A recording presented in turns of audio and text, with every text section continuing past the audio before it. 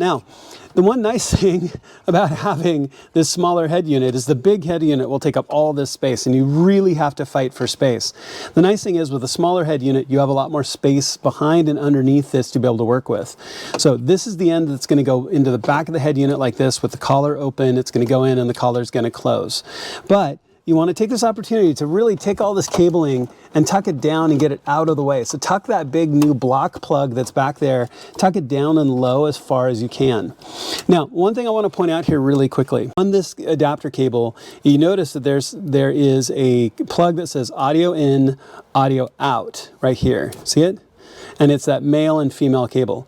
Go ahead and leave that plugged in initially until we start testing, because in some cases, depending on the model of your car, depending on the year of your car, your head unit won't be able to take an internal aux feed. Ideally, when you plug all this in, you don't have to do anything. The head unit will talk automatically to the aux feed, auxiliary feed for your head unit. You don't have to do a thing. It's one of the reasons why Avin includes the male-to-male cable, because here underneath the armrest is an auxiliary port. Worst case scenario, you pull this out and you have to run the cable from here underneath your center console to your auxiliary port.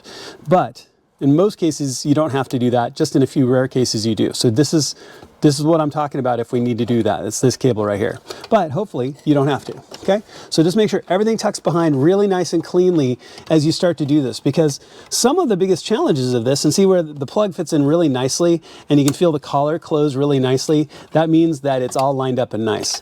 The other thing you want to make sure to do is make sure you don't have any of your other cables pinned down or tucked in or anything strange as you start to line all this back up, right?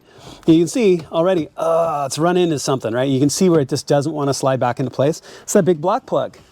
Now, the nice thing is, like I said, with all this extra space, I can just stick my hand in here and I can pull the plug down as I guide the head unit in, where before it can take some work to get enough space, because man, they don't give a lot of space behind the head unit, because why would they? There's no reason to do so, okay?